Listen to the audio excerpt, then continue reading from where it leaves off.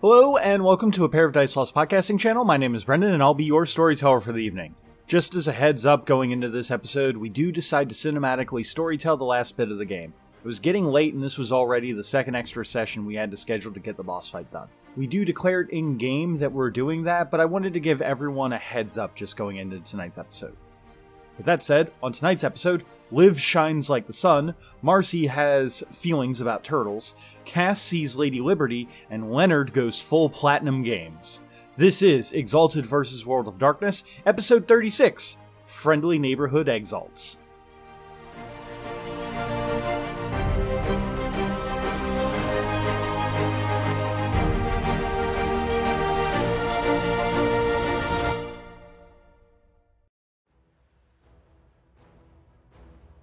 Liv kind of looks around and sees all the chaos of the battle, and for a moment, he just has a sigh, and thinks of a time when this wasn't what happened to him, when he wasn't like this morose, negative being, and he was fighting with his friends in a brighter time, a time of heroism and action. And after another deep breath, the sunken, gaunt face of Liv, in a few moments, fades. His gray, pale hair becomes blonde once again, and an odd light overtakes him.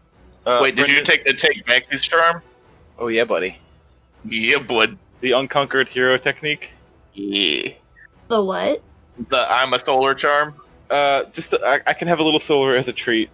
So I believe that for the next 24 hours, Liv counts as a solar. He no longer counts as a creature of darkness. He gets all the benefits of being a solar. And I still keep all my abyssal powers, by the way. He still keeps all of his abyssal powers, but again, no longer counts as a creature of darkness. And in 24 hours, he's going to find out that might not have been the best choice, but right now, it's what the world needs. You're damn right it is. The unconquered hero's faith. That's the name of it. And then, I imagine that Liv calmly pulls out a scalpel, and I guess just hits the dude with a really shiny sun-powered scalpel in his other eye. Wow. Man, you're a better solar than I am. I just gotta pack it all into, one scene. That's why. Okay, let's see if it can actually try and parry you. You go to stab it in the eye with the scalpel, and it brings one of its hands forward and stops the blade from going back into the eye. But it was close. Okay. Who next? The Bungo Boys are gone. That's right. But wait, actually, shit. Give me 1 second. I actually have to re-roll that because I did not roll the right amount of dice. Okay. If it was more, I wouldn't have cared, but it's actually significantly less. Oh yeah. I think it's still enough though. No, it isn't. You hit by 1. Yeah, buddy. Because that potence only adds 6. So it's 8d10. Yep, 8d10 of damage. That was not the right roll. If you want to keep that 9, you can roll another 7d10. I think I will. Okay, so I count 4 damage? 4. Yeah, 4. It does soak it. This thing's kind of a soak monster. Yeah, that's fine. But you do manage to hit it and get that scalpel in good. It's I just imagine that it raises its hand up to block it, and then Liv promptly takes his other hand and just palm heel strikes the scalpel through its hand. Yeah, the thing's able to heal through it faster than you can deal damage, but it is... I will let you guys know, this thing is rapidly losing blood, which basically is power for vampires. Did you know blood is also power for humans? Yeah, technically, yeah, but so is oxygen. So next up is going to be Cass. I mean, sunlight seems to be decently effective. I don't appreciate it looking at me with those eyes, so I'm gonna try and hit it. Okay, roll 14. Damn. Ooh. It is just barely able to keep up with you guys' constant barrage. But as you guys keep striking this thing is looking paler and paler as the veins seem to pump slower and slower. Next up is Marci and the Hodag. Okay, so I want to use the dragon side attack again, which would be guns out of essence, so I would have to spend an essence, which causes me to flare for the second time ever. All right. But I also want to spend, because I can spend 2 essence, right? Since I'm at essence 2. Yes. I'd also want to spend a second essence for Excellence of the Blazing Sun and a willpower to add as many dice as my attribute plus ability cap will permit, rather than just adding 3 dice. Is that to your guns? Yeah. All Because right. firearms is in that. All right, so then you double your firearms for the rest of technically the game from 8 to 16. And then, add in your accuracy. Hey, Brendan. Hey, what? Does this thing have a frenzy mechanic, by the by? Oh, it does. I think we're about to find that frenzy mechanic out, bud. Okay, so add 12 onto your damage. So, Britt, you're rolling for 24 damage. Don't forget your Hungry Tiger, because this is your first attack, so that 12 is doubled. That is correct. That is my first attack. So the 12 to attack is doubled, not damage. No, since all 12 of those are successes, then those 12 successes are doubled. Okay, so then Britt is rolling 36 damage. Wow, that's lame. Look at all the damn 2s. Wow, 11 damage on 36 dice. That's rough. Feels bad, man. Welcome to every single time that Tyler has ever rolled a medicine roll. Welcome. It's awful. Please leave. Don't stay here. At least I can tell you it's all aggro. It still only manages to soak 5 of it, so it takes 6 damage. Fuck that. Which, if this thing literally wasn't the, final boss, that would be a fucking huge amount. Yeah, that's the whole human's work. And I am flaring. Alright, and now it is, Jeff Hodag's turn. Hey, Brendan, I had a question that I forgot to ask. Sure. Since the spirits of the Bunga Boys are inhabiting Woms, does he go on their initiative? No, Woms is still going to go on his own initiative. Okay. So, Britt, what would you like the Hodag to do? I'm gonna have him go with the claw again because I'm scared what will happen if he bites it. You know what? Actually, I'm going to have this thing do a little bit of a weird, if that's cool. I mean, hey, it's your NPC. Alright, so I'm just friends with it. the Hodag is going to, seeing the acid arm thing, is going to rightly back away, as it does not want to get acided on. And it is going to breathe in deeply, as that it takes in the watery sacs of its, on the inside of its body. And like a pressure hose, is going to spit out a watery breath at this thing. It's basically turning into a Blastoise cannon. Wonderful. Take me home to Minnesota, Jeff. Wisconsin, I mean. Shit. Midwest, man. Confusing. Hodag roars, take me home. This thing can't dodge that, so it deals 8 damage with its compressed water jet attack. And the Zamisi is only able to soak most of it, but not all of it. Next up is Cass. I'm just gonna keep firing sunlight at because that just seems like a good option. Alright, 8 plus 7, so that'd be 15. Ooh! You managed to nick it somewhere good as it takes 5 fucking lethal damage from sunlight and recoils from it. Woo! I will let you all know that you guys are now in the home stretch. If you were holding anything back, now is the time not to do that. Just let All right. me know when it goes into torpor. It's the end of the round, right? No, Wom still has to go. Gotcha. Tyler, for Woms, please double everything, including its willpower and everything else. Excellent. Woms is just gonna, like, the amalgamed form of this, I don't think that they're technically the spirit of the Ninja Turtles, because that was just the form they had. So I guess he's just gonna, like, yell some harsh Sasquatch words and try to, like, snap this guy's neck and make an attack with the grapple. This thing, using the voices, the vocal boxes of the dead Sasquatches, being given life by 60 angry ghosts who have been killed in multiple ways in New York and were never given proper burial, is screaming out, and some of them are saying about how that this is the thing that killed them, and they are glad to have their revenge. Delightful. Whew. I count 10. I'm sorry, 9. It is going to attempt to use its strength to try and break the grapple, which means it does get its potence, but it gets a lower dice pool, though. So it needs to get 3 successes, pretty much. Yes. Nice. It does manage to break the grapple, but I will let you do damage on the way off of the grapple. Okay. Add its, I guess just double Wom's straight damage. Okay. Let me find it. It's 6 plus successes, so just 12. Yeah, just 12. Basically, the way that I envision this is that to get this thing off of it, it literally has to rip into its own neck to grab the Sasquatch off. Or the Sasquatches. Ow! That looks to be 8 damage. That does, in fact, look to be 8 damage. It takes some of it. Aha! It just, casually rips off the vampire's ear or something. Something hateful. All right. That is Lom's turn, which means that it's Cass, and then Lenny. Okay, go ahead and keep firing. It looks like it's working. Ooh, that's fucking spicy. Holy shit. That is 20 damage.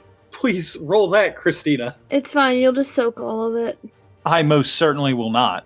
Okay, Cody, go ahead. Lenny's just gonna unleash a barrage of attacks at this hand that tried to grab him. So Lenny unleashes his flurry of blows against this hand grabbing against him, and though a couple of them find purchase, very little damage is actually done to it. This thing is meeting you guys blow for blow, but eventually this thing must fall. It has to. I'm going to make one quick roll. Ooh, buddy. Despite the werewolf's best efforts on the edge of town, eventually there is a small group of people who succumb to the fungus of the Zamisi, feeding it blood back into its starving body.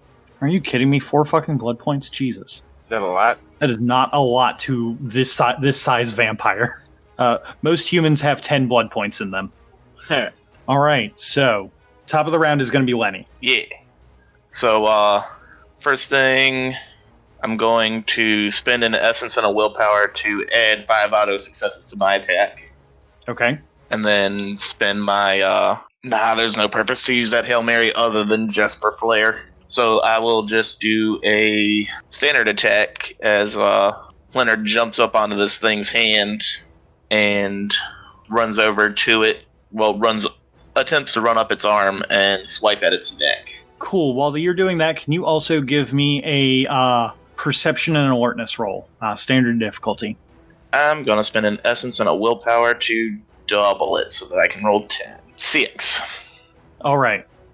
So I don't know if this is going to change what you're going to try and do, but you can see as you're running up this thing's arm, the skin on it is stretching extraordinarily thin over it, as it is all being pulled away back towards the bay.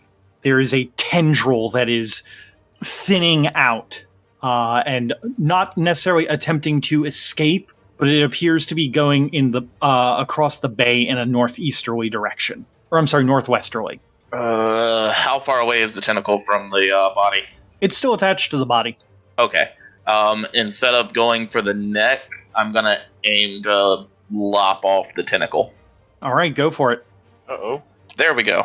12 successes on the attack. It manages to get 11. So you do hit. Go ahead and do damage, and if you can do enough damage, you lop it off. Oh, wow, right on the money. Oh, boy. As your Dieclave goes to strike at the tentacle, it's like the skin itself has hardened into a chitinous material, like a hard insect would to deflect you. Cody, seeing the trajectory of this thing, that tentacle is heading right for the Statue of Liberty. Oh, man. Lenny's going to call out to the rest of them. It's trying to make a break for it. And point to the tentacle towards the set, trail his finger along the tentacle to the Statue of Liberty. But that is my turn. Now it's Cass's turn. So hearing Lenny say that, Cass is gonna pivot and shoot towards the tentacle, trying to damage it enough to get it off, or put an arrow of sunlight through it so it'll just blit off. Shoot it with a circular saw blade of sunlight. How did you manage to roll 2? Holy shit, that's so many ones. And this dice roller does not want that tentacle going away. Try as you might, the sunlight just will not pierce through the flesh of this thing. Okay, so it's going to basically get this one last turn to go to try and put some hurt on you guys.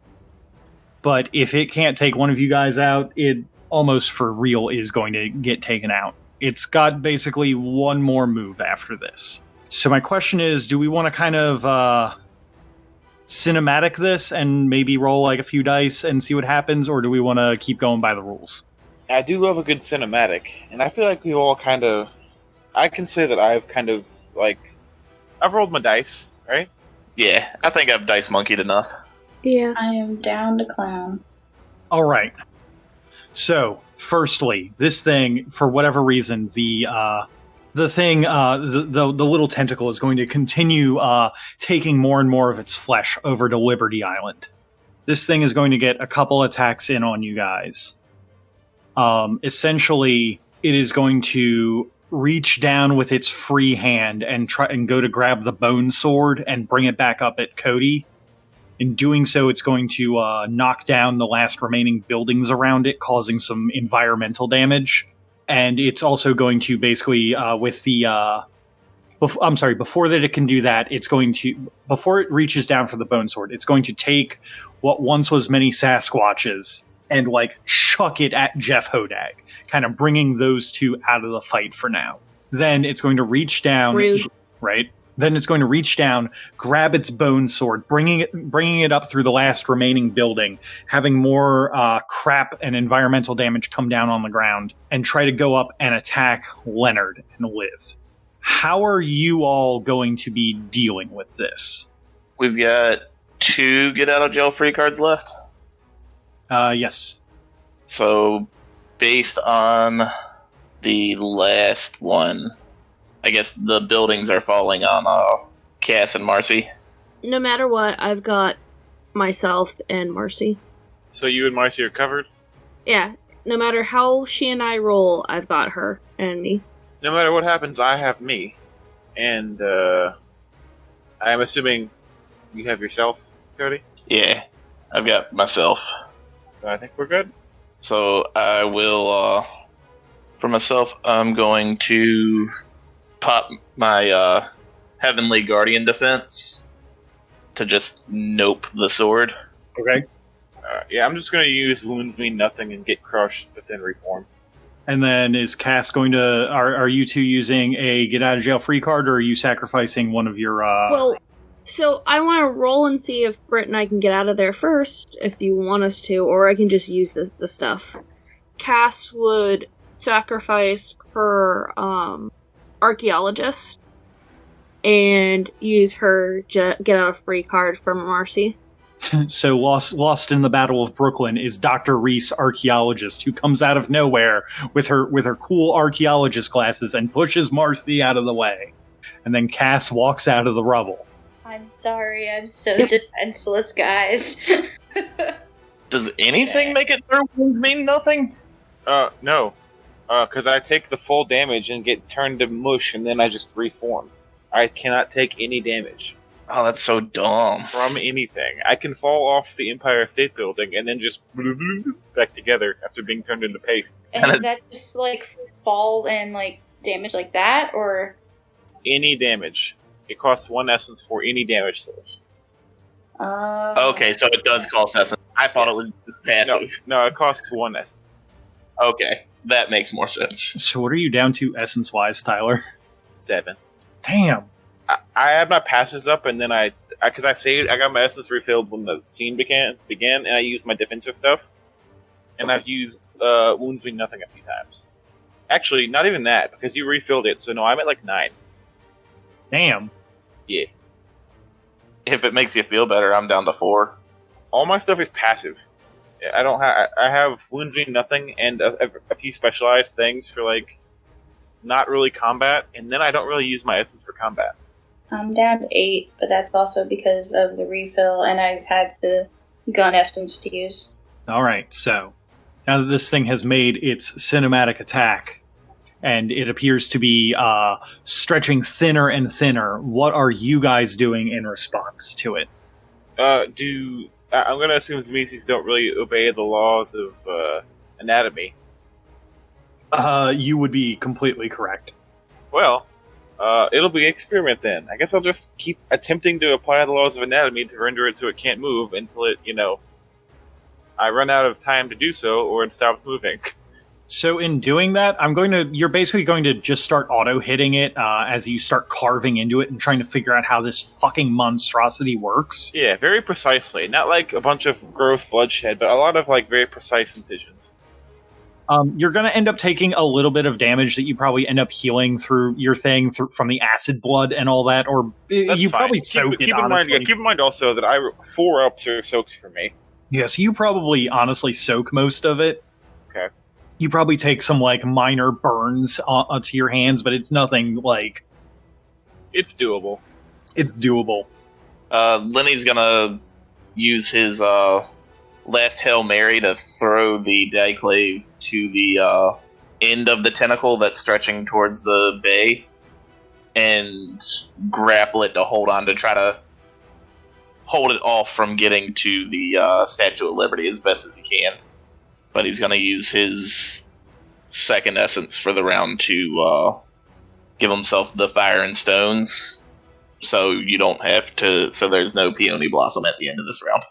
Okay, you Hail Mary over to it, and you get to the very end, and basically at the very end of it, you can see like eyeballs on the end of this thing. As you're trying to stop it, it is doing its best to deftly evade you, as it is trying to get over to that island. Cass, Marci, what do you guys want to do? I probably... Because we're still trying to stop that tentacle, right? Or the big body, whatever you want to do. I mean, I would just do the same thing I've been doing and start shooting it with my gun. You continue to flamethrower it? Yeah. Spinning blades of sunlight that actually look like the little suns that people draw with the circles and the little triangles on them. Okay, so as you two are lighting fire to it and throwing blades of sunlight at it, this thing, you can see the veins on it growing distended and gross as they are emptied of liquid. The whole thing is using too much of its blood to concentrate on one thing or the other. But it is very much the one thing that it is going to be concentrated on right now is on killing you all. It takes its massive hand and tentacle. The first one goes to smash onto where the Liv is and try and squash him like a bug, and then basically like wipe him off and go to smash down on the girls. Well, there's my get out of jail free card to save at least one of the girls. I'm good. Use it on Marci. Yeah, I'll save the one that's bad at dodging shit. Brendan, I have a cheeky thing to do.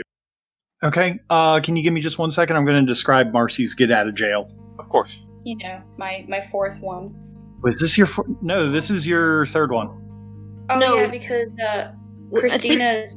I think we've literally used them all on her. No, your thing didn't use one, I think. And if it did, then that's 4. With the archaeologist.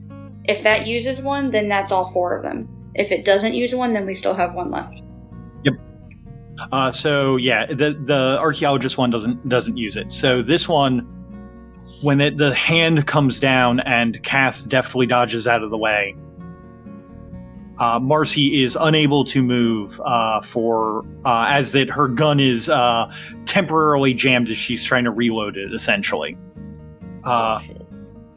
one of the animatronics, one of the Donatello animatronics, half melted, comes out and pushes you out of the way, and is crushed beneath it. Where that only the front half of the animatronic is visible to you, and the melted Teenage Mutant Ninja Turtle animatronic looks up to you, and instead of saying some sort of fucking weird catchphrase in a robot-y version of your uncle's voice, it says, "Don't worry, kid. I'll always have your back."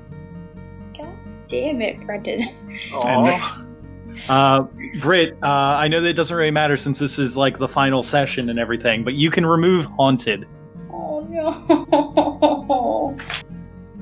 Wait, Yes. I had 2 ghosts haunting me, so is it just gone completely now? It's just gone completely now. Oh no. I'm so sad. Excellent. And while Marci is very upset and sad and appreciates the saving, Britt is 100% not okay with the animatronic. It's like nightmare fuel right there. I could have had it end with "I sure love being a turtle." Sure, oh yeah, dude. As soon as Marci feels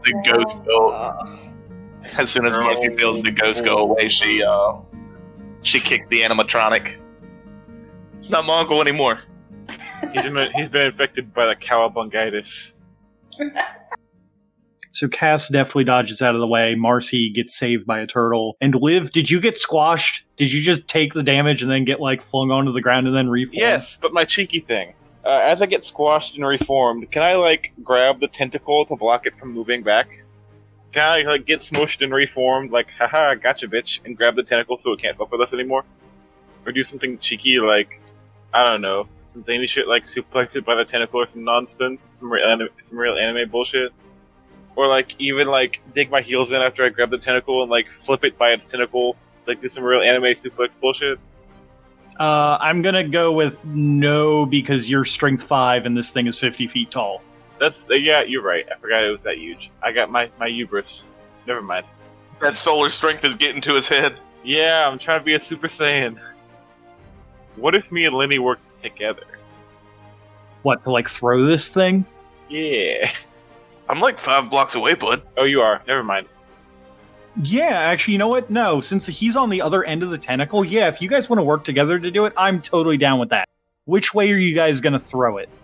Oh, it's the same tentacle. Liv looks over to Lenny. Train round 2. Train round 2, rail yard boogaloo. And then, up to you. Where do you want to throw it, Cody? You know what? It wants to go to the Statue of Liberty so bad. Yeah, I was just thinking that. Let's impale this shit on the Statue of Liberty. So, using the extra strength from working together, Liv and Lenny are gonna suplex this thing onto across the bay onto Liberty Island in the super anime what is it, a hammer throw? Some real My Hero Academia bullshit.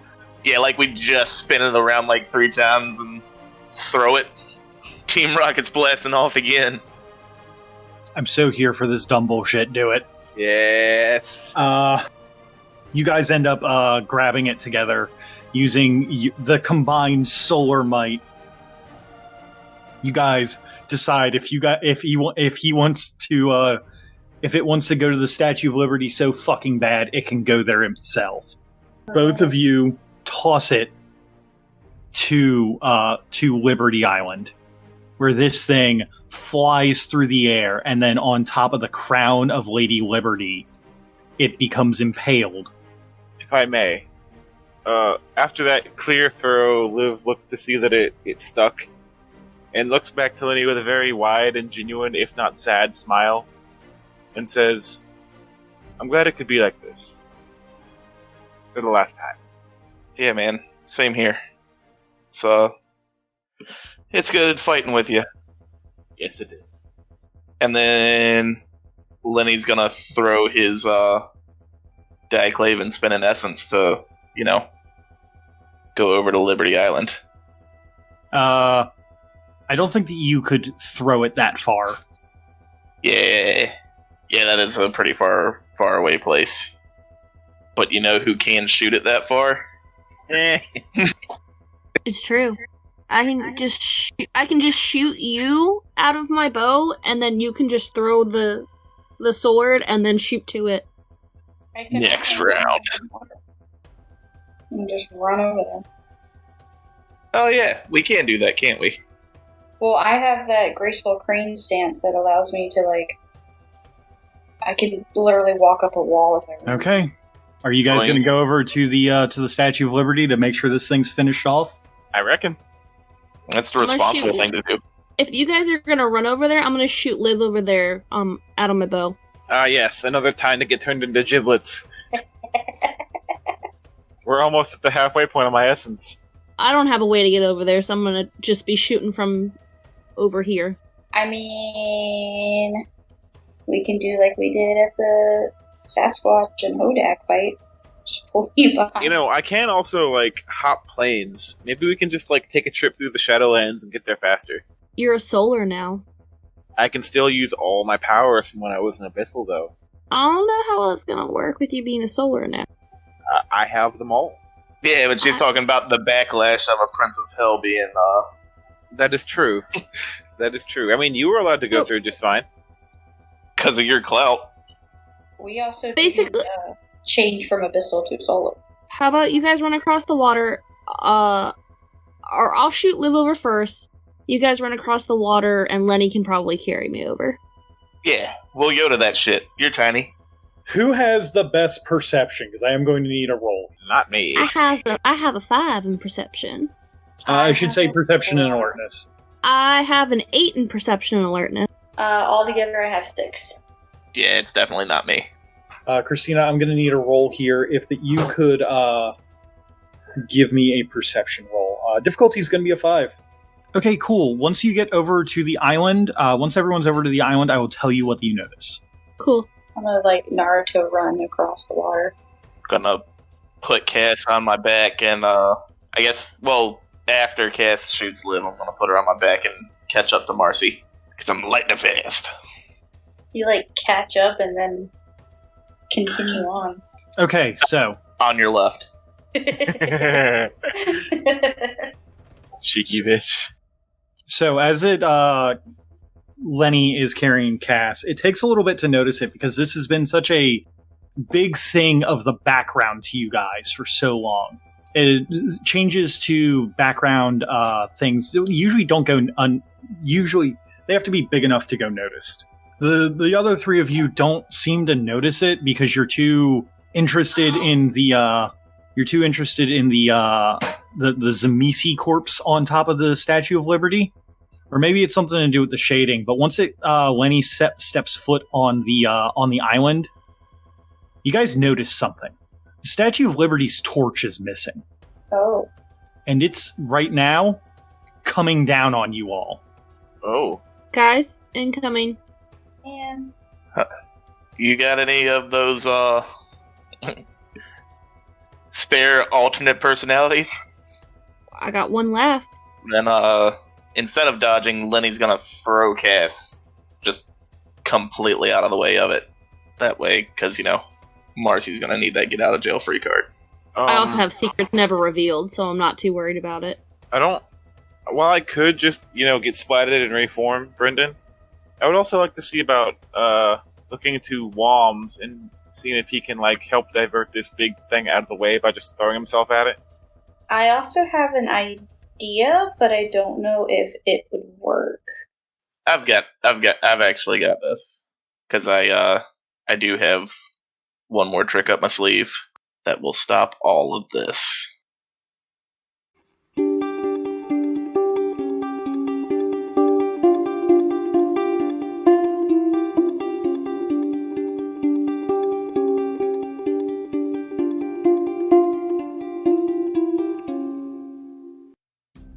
Lenny.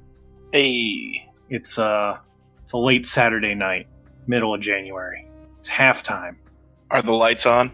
The lights are on. The Sharks are down by 1 touchdown. Oh boy. The team's not looking so great. Touchdown Tomas broke his leg on that last play. The Sharks are looking like their teeth fell out, and they're just gonna gum them. What do you do, Lenny? What do you do? I'm gonna look to the quarterback and dead in the eyes, trade positions with me. What, Lenny? What do you mean trade positions with you?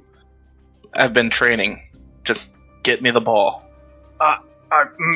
He stares at you, but he's at a loss for words. He doesn't know exactly what position that a No, I'm joking. I know what a quarterback is, but It's you, so I never know. I mean, a right tackle telling a quarterback to trade positions would get exactly that reaction. All the quarterbacks I've ever seen are always really uppity about getting hit, so... Yeah. he just kind of looks at you and goes, I don't know that we can do that, Leonard. We just... And one of your guys who's been on the team with you since day one starts chanting your name. Van Zant, Van Zant, Van Zant. And then the rest of the group gets up and starts chanting, Van Zant, Van Zant, Van Zant. The quarterback, just like the GM here, peer pressured as 4 teenagers start chanting your own name, relents. You don't have to block for me, it's okay. Just let me take this one. We'll pull it out. Yeah, okay. Sure. You guys, the Sharks, the LIU Sharks, go onto the field. Who the fuck are their sworn rivals? Fact-checking will destroy this podcast. It's like a Catholic school of some sort, I can't remember. Of course it would be. I'll find it. Hold on. Like Saint something. No, I mean, like, what's the name of the school so I can look them up? Long Island University. It's the rivalry is St. Francis College. Are there? Oh, I can find that probably. The games are often referred to as the Battle of Brooklyn. The St. Francis Red Flashes? Yeah. Yeah. I just imagine they're all vampires. The small college of big dreams. About to get crushed today, boys. The St. Francis Crimson Streams. Right, you go onto the field versus the St. Francis Red Flashes. You've been waiting for this game all year. You're in the quarterback position. They all look very confused. What do you do? Please describe your football strategy. The worst part of this is a second string exists for a reason, and we talked the quarterback into going on the line.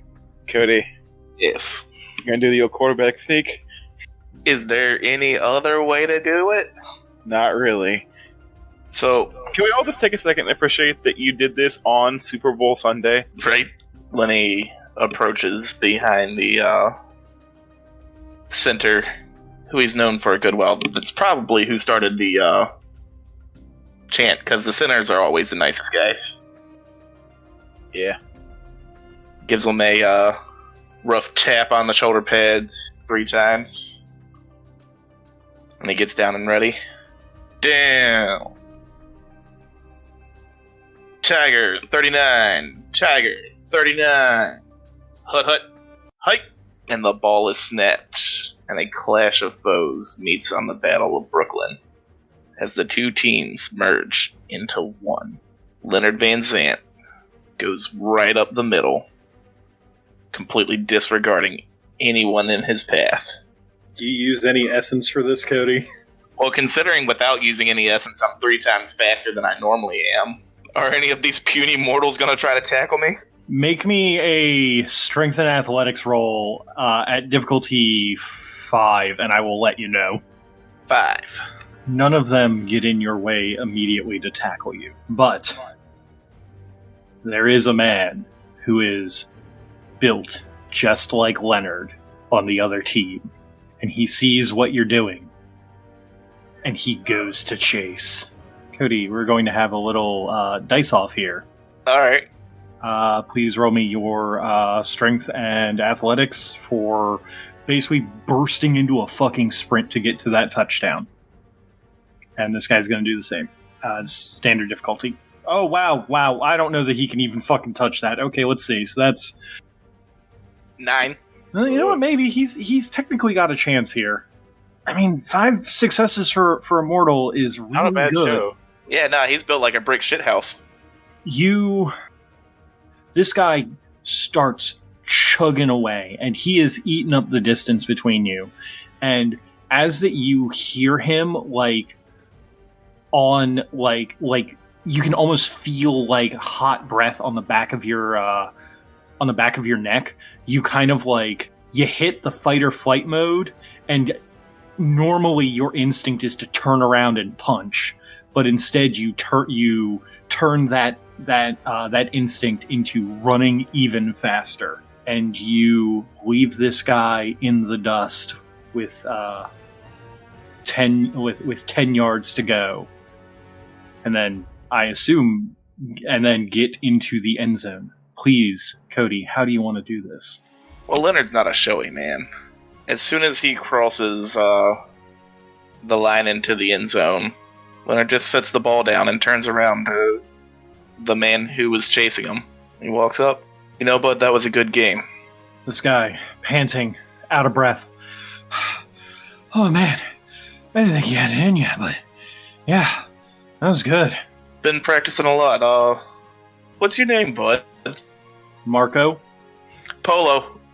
But really, what's your name? Stop playing games. It's Marco. My name's Marco Sanchez. Oh. That's a cool name. I'm Lenny. Lenny Van Zant. Was good playing with you. I'm glad that we had a good game before. No, never mind. It's the game of my dreams. Thank you. Yeah, no problem, man. See you next season? Lenny takes a long pause. Yeah. I'll see you next season. Cool. I'll try and work out and be able to catch you next time. Later. The rest of the team finally catches up to you and basically, in all of their strength, manage to lift you and start tossing you up in the air. Lenny! Lenny! Lenny! The quarterback can't believe his eyes. How could you be so good at this without him knowing? Without the coach knowing? I'm just gonna play the drum solo for I Can Feel It Coming, or Coming in the Air Tonight, on my team's helmets. Do-do, do-do, do-do, do-do, psh. They enjoy that. Despite your big meaty hands, you give none of them concussions. But wait, you've activated my Heaven Thunder Hammer technique and they're all nailed on the ground. No! You guys have a great rest of your night. And as everything finally clears up, there's a knock on your door. There's a knock on the door after everyone else has left. Oh no, they've come to piss test me. What if I pee sunshine? I'm just gonna answer it slowly, like creak it open. Hello? You see a fairly short figure with blonde hair, and despite being relatively short in comparison to your towering stature, he's still built like a brick shithouse. The blonde hair that he once had has is going gray as age is starting to catch up with him. And he looks up at you and grins. Dad? Well, hey there, Leonard. Sorry that I missed all your other games, but I did come out to see this one, and I'm real proud of you, son. How long has it been since Lenny's seen his dad? Probably a few years. You know that he goes away on official family business quite often. I'm glad you could make it to the important one, Pops. It means a lot. No, Lenny, this is I wouldn't say this is the important game. This is just the prelude. Yeah, I'm guessing that means Mom's called you up. Yeah, she did. It's gonna be the fight of my dreams, Pops. Well, he kind of, despite being shorter than you, kind of taps you on the shoulder. Don't worry, kid. I know you're gonna you're gonna make the whole family proud. Yeah, we got to. There's no choice but to win. It's what the Van Zants do. Exactly. And after that, you and your pops catch up. You go have some Shake Shack. You might introduce him to Terry if he's around. You have generally just kind of a good time. And eventually he leaves back for the manor and wishes you luck. I'll see you on the flip side, Pops.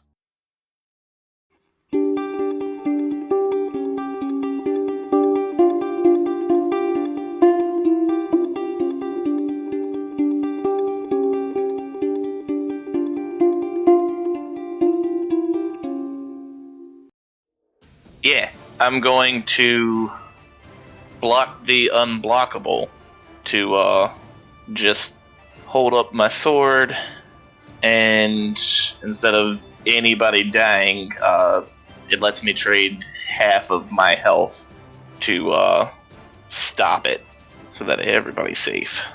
All right. So this thing comes down with the Liberty Torch in a final swing to take out its what it perceives as its most as its biggest threat. And in coming down, Leonard raises up his orichalcum diglaive and stops the torch. This multiple-ton thing dead in its tracks. Okay, Cody, you read the rules. You know the rules, and so do I. You gotta make this fucking cool to take it down. Yeah. So, with Titanic Force, the torch that we all know as a beacon of freedom and hope and the American way descends upon Lenny. His anima's been fading slowly, but just as the blow's about to land, bright golden angel wings and a second set of arms appear in a flash of dazzling light, grasping the hilt and the blade of Titan Slayer. Lenny's burnt-out anima reignites, sending a shockwave of energy. The smell of smoke rankles your nostrils as a corona of light envelops Lenny, and a flash of heat scorches the environment. The white-hot son of the South turns to his family, battered and bruised behind him, as he holds off the unblockable attack. It's just like that dream I had, guys. He gathers his strength, pushing to his feet, the ground beneath him giving way as he pushes against the tremendous force of the blade. Except this time, this son stands unconquered. With a burst of strength, Lenny shoves back against the giant. His blade slides past the foul creature's weapon, and with a thunderous crack he knocks the beast skyward, launching himself into the air after it. He readies himself to strike the final blow. Golden feathers fall like sand from an hourglass as the solar runs along the Titan's arm. Sparkling lights erupts as orichalcum scrapes across bone and flesh. Light pours out of every cut as if the sun itself had joined the battle. He runs up the arm, across the throat, and down the chest. The creature barely has time to scream as it falls to the ground, neatly bisecting in Lenny's flurry of blows. Landing on one knee, Lenny struggles to catch his breath. His anima fades, leaving behind only feathers of light falling like snow around you. He looks up with a smile to each one of you. We did it, guys. We saved the city. I love you all. And then he collapses. Damn you. There's a silence that goes through the group as Lenny's anima burns out. And then a single mournful howl as Simple Man Freebird manifests that reverberates through the rest of the island.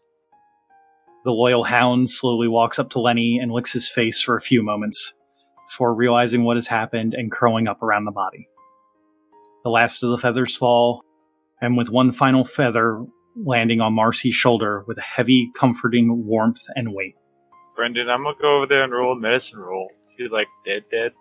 Yeah, he's like dead. Damn it.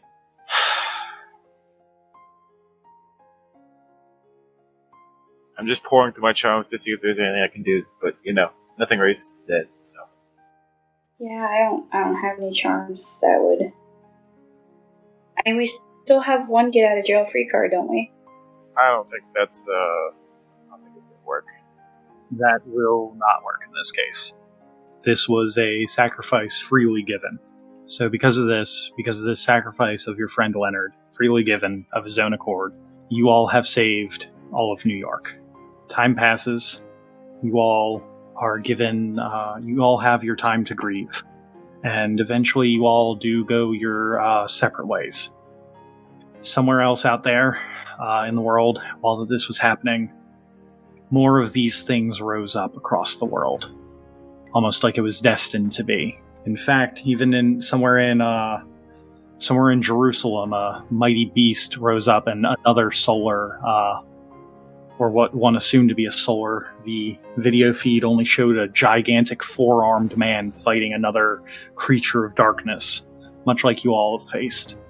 Word spread of others who had saved the world out in Vegas, out in New Orleans, out in Europe, out in the East, down in the outback of Australia. Things just kept happening. But eventually the world found some kind of form of normalcy. Marci, after the world returned to some form of normalcy, you went and finished up your degree. You also, now that the world has accepted more or less the existence of supernatural beings, thanks in part to you all, cryptozoology became more of a actual major that people would actually follow in, as well as occult studies and things like that. Over time, you became known as someone who fought for the rights of cryptids to remain unhunted, and for those that had some kind of sapience to be accepted into society over some time. And those that were hostile cryptids, some of the more hostile vampire clans and things like that don't conform to actually being nice with other people. Well, you teamed up from time to time with others to hunt them down and teach them the error of their ways.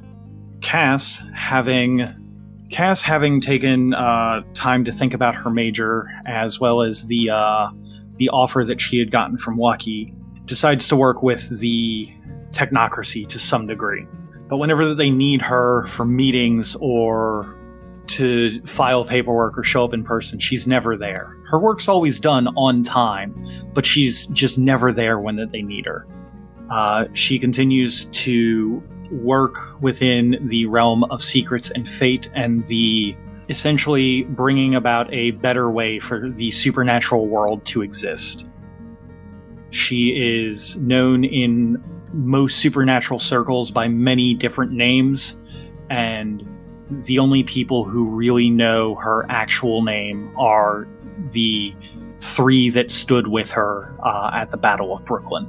And finally, Liv, after having shown his true colors and shown that he too could bask in the glory of the sun, after a day has passed, his abyssal exaltation returns to him, and he is plagued with nightmares and terrible agony as the Neverborn rack their eternal will on him. But he endures, as he always has, through everything that's happened to them. He, with the revelation of the supernatural world being real to the rest of the world, he goes forth to help with the living, the dying, and the dead, and to bring a better bridge and understanding to all of those realms. He is known as a prince to the dead, as he values the sapience of any creature over what did they look like or what did they are. In death, he has found acceptance and he has moved on. And surely there are other stories to tell in this world of darkness on the brink of the apocalypse.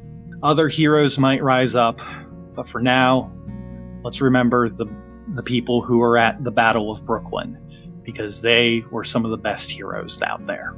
Go Sharks. The Sharks. Go Sharks. Fine, but only because it's the ending. Go Sharks. Yay! Hey. And then Liv gets sued for malpractice because he can't make a fucking medicine roll. Fucking right.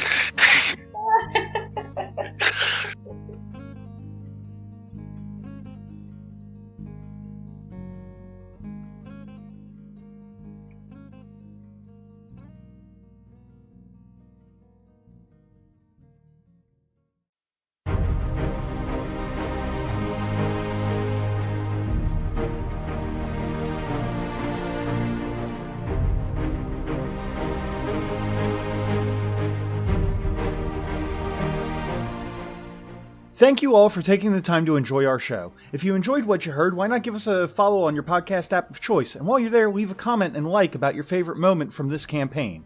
Or even give us some suggestions on what games you'd like to hear going forward. If you'd like to contact us, you can do so on Twitter at apairofdicelost, on Facebook at apairofdicelost podcasting, and if you liked good old-fashioned email, you can do that at apairofdicelost@gmail.com. The theme song for this campaign was Epic Blockbuster 2 by Raphael Crux. Other music in this episode was provided by Raphael Crux, Alexander Nakarada, Komiku, and Kevin MacLeod. Well, everyone, we hope you enjoyed our show. Special thanks to Cody, who played Leonard, Christina, who played Cassandra, Britt, who played Marci, and Tyler, who played Liv. I couldn't have done all this work without you guys there to deal with my bullshit. And it was a lot of bullshit. but there was also a lot of bullshit that you guys gave me, so I guess it balances out. Stay tuned next week as I try to get something special and fun and out of the ordinary ready for everyone, and after that we will be returning to Shadow of the Demon Lord to finish up what we got recorded. But for you, listener, and making it through all of that, I think that's more than a stun. That's worth some XP, so spend it wisely.